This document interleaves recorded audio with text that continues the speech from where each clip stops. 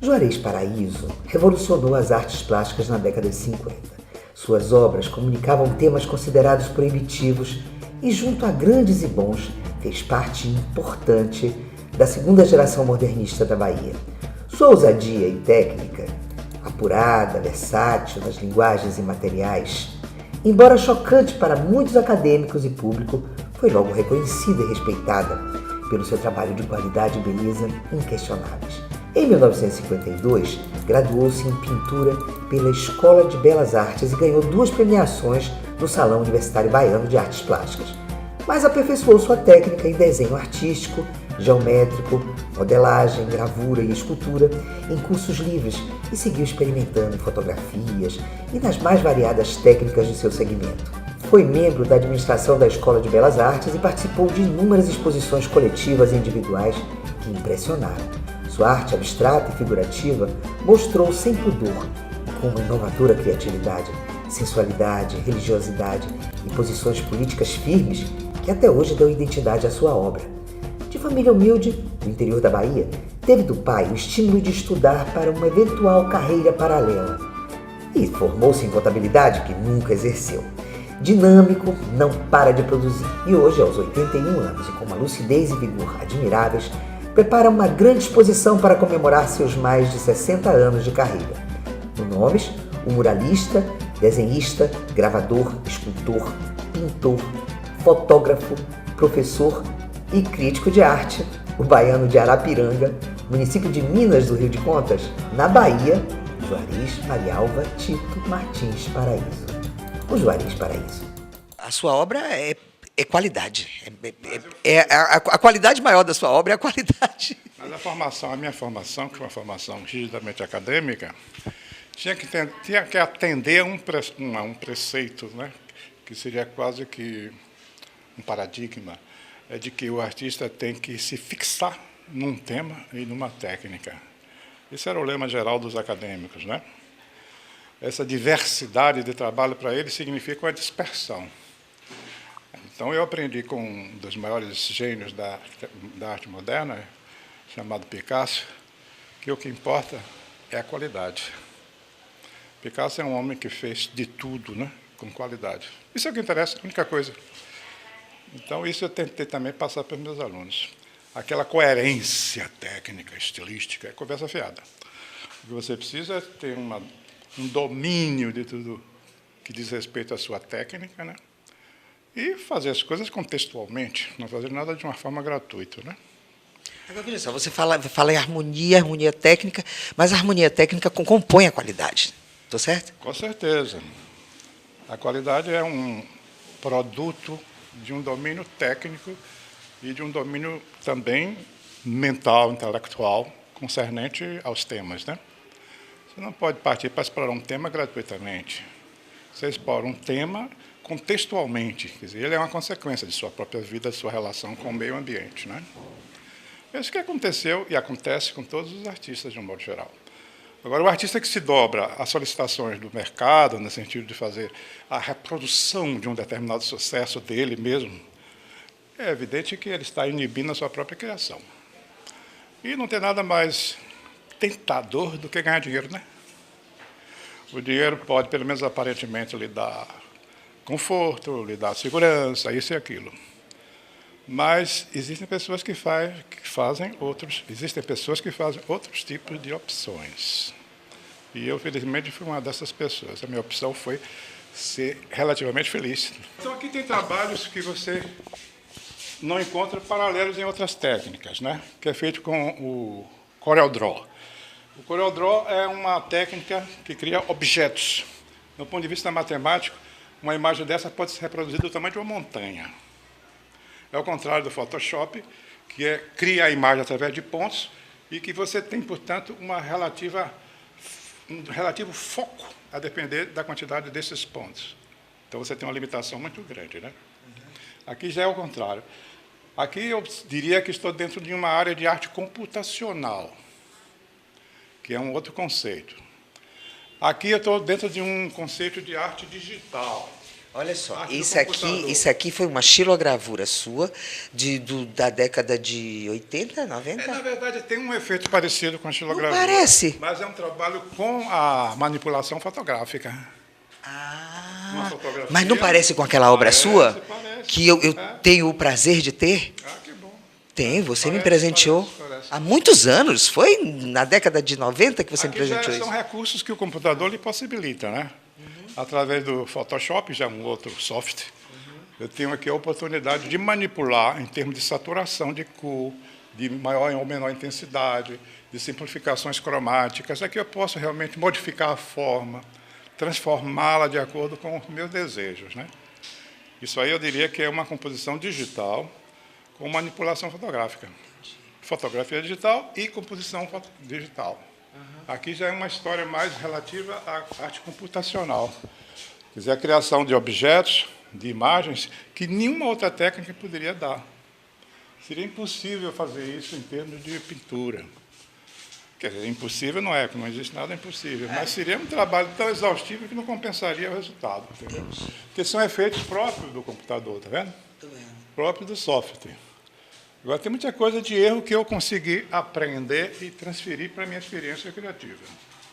Aqui já são as últimas séries que eu fazia, mais com a minha tradução. Você quer dizer que não faz mais? Eu parei, dei uma parada agora. Porque aqui você vê que é uma continuidade das coisas mais relacionadas com o cosmos, com o que eu fazia em termos de ficção científica, né? O que eu chamava de paisagens astrais, dentro da minha estrutura mental e dialética, ou sei lá mais o quê. Então, é um percurso aqui mais ou menos permissível dentro de uma continuidade, né? Aqui não, aqui já são coisas mais novas. Então, eu me dei também ao prazer de fazer muita coisa em termos realistas, né? São muitas as oportunidades que você tem no sentido de trabalhar com o computador, né? Aqui, por exemplo, eu peguei o Guevara e já fiz uma tradução ou uma referência com Cristo, né?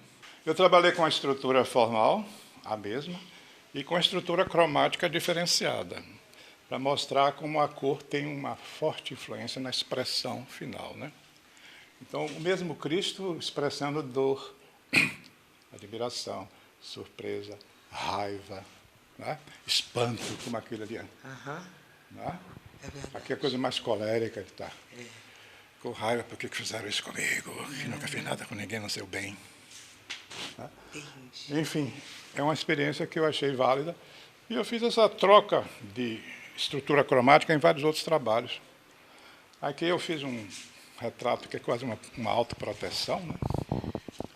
Medusa. Que é capa daquele livro capa do livro. que você também me ofereceu. Há muitos anos atrás. Das minhas pretensões, seria quase uma autodefesa, né? Não encoste de mim, não. Pode morder. Eu sou perigoso, sou venenoso. Maçãs simplesmente acharam que era indecente e que era um atentado ao pudor público. E a diretora da escola daquela época conclamou uma comissão, né? Pediu uma comissão para julgar se era ou não indecente, e a comissão chegou à conclusão que era indecente. E não devia fazer parte de uma exposição que estava sendo programada. Ela alegava, inclusive, que a Polícia Federal tinha ido na véspera lá na exposição e que tinha condenado. Mentira, ela inventou e passou a bola para a Polícia Federal. E depois passou para essa comissão. Você está vendo que é uma grande bobagem? Mas você foi diretor de tantos anos da Escola de Belas Artes. Eu fui depois dela, né? Depois dela. Então, aqui é a continuidade da parte de gravura. Eu fiz muita gravura. Porque, na verdade, a Bahia nunca teve mercado de arte. Entendeu? A meu entender, nunca teve. Você acha isso? Acho, nunca teve, pelo menos para os artistas locais. O pouco sucesso de alguns galeristas é com obras de outros artistas de outros lugares. Mas artistas da terra, realmente... Você vê que faleceu Carlos Bastos, um grande artista, ninguém sabe quem é Carlos Bastos hoje. É Genaro de Carvalho, é o próprio Carlos Bastos, né? O único artista de sucesso pós-morte aqui é Caribe, só. Henrique Oswaldo, ninguém sabe quem é. Um dos maiores pintores do mundo, a bem entender. Zé Maria de Souza, um dos maiores gravadores do Brasil. Ninguém sabe quem é. Eles são artistas que poderiam ser trabalhados até hoje, né? No nosso mercado de arte. Então, na verdade, eu também nunca tive mercado de arte e fui acumulando trabalho, como você está vendo. Fui acumulando, Mas acumulando. você vive da sua arte, não foi só porque foi professor. Você não viveu só de ser professor. Essencialmente, eu vivi como professor. É mesmo? Com certeza. Foi a repercussão do que o meu pai dizia, tem outra profissão, senão você vai morrer de fome como artista. Olha só. Então eu fiz contabilidade, é mesmo? mas recusei ser contador, porque realmente eu não tinha nenhuma aptidão para contador. Não. Mas era a profissão mais próxima, né? Como sobrevivência. Mas, finalmente, me reencontrei como professor. Então, as pesquisas que eu fazia, eu traduzia para meus alunos. Eu mostrava, nunca escondi. A minha galeria de arte, o meu ateliê era a minha sala de aula. Então, os meus alunos sabem disso e podem confirmar o que eu estou falando. Então, tudo isso que você está vendo aqui era colocado nas paredes da sala de aula que eu dava, que eu tinha. Ah, é? Então, o meu percurso como professor... Você guardava o seu acervo dentro da escola de arte? Fazia e pendurava nas paredes. Ai, que coisa. Tem uma época que eu tinha 3 salas de aula, porque eu ensinava muitas matérias, né? Então, os Ai, alunos... devia ser muito estimulante os ser aluna alunos- desse Eu homem. trabalhava também lá, Em vez de trabalhar escondidinho, escondendo supostos pulos de gato, que eu nunca tive. Me conte uma coisa, Juarez. Tem quantos anos que você parou de ensinar? Eu comecei a ensinar sendo auxiliar de ensino durante muitos anos. Depois fui assistente durante muitos anos. Depois eu fui livre docente. Depois eu fui professor adjunto. E depois fui professor titular. Ao contrário do que é hoje. O aluno se forma e já é professor. Responsável por disciplinas, né?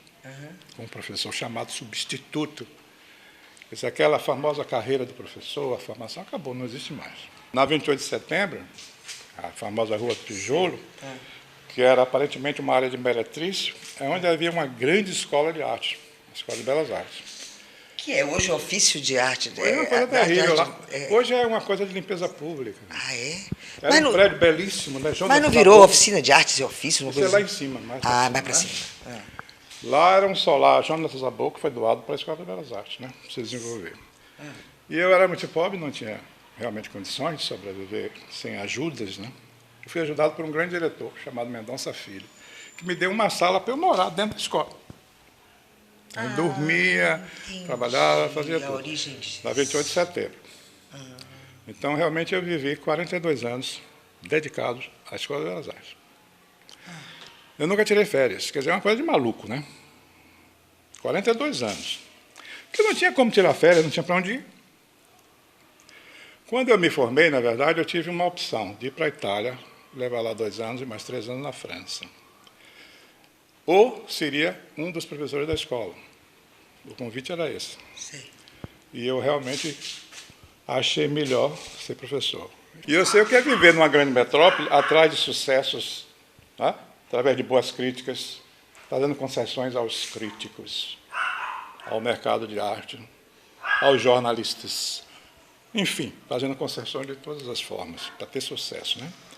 E depois ter um criatório de úlceras, né? E possivelmente de coisas piores ainda, né? A Bahia, a meu entender, ainda é a melhor terra do mundo, com todos os atrasos, todos os preconceitos. Acho. O melhor clima do mundo. O melhor clima do mundo. Embora eu esteja suando aqui por Não, mas ele está suando porque está tudo fechado. Tudo fechado. Entramos aqui, a história foi essa. Como você está vendo, nós entramos aqui, era para colocar 2 câmeras, sentar e conversar, não. Resolvemos fazer uma excursão nesse novo ateliê do Juarez, que está fantástico. Eu estou adorando que não está pronto. Estou adorando. Então, continuando o clima, a Bahia só tem chuva e sol, felizmente. Só. E não passa de... Não vai para menos de 20 e não vai para mais de que 33, 34 graus. Pronto. Isso é uma maravilha. Isso é tudo de bom. Então, ano inteiro. Eu provei de todas as técnicas, da gravura, do desenho, depois da pintura, eu fiz cerâmica, eu fiz tudo quanto é técnica de artes plásticas. E depois, com o computador, realmente eu achei que foi o melhor presente que a modernidade poderia me dar, porque em lugar de ficar fazendo um desenho durante 30 dias, 40, eu faço um desenho em alguns segundos, em alguns minutos, em algumas horas, né? O Carnaval de Salvador teve durante muitos anos sua decoração assinada por Juarez Paraíso e seus alunos da Escola de Belas Artes da Universidade Federal da Bahia. Não saia daí, a gente volta já já.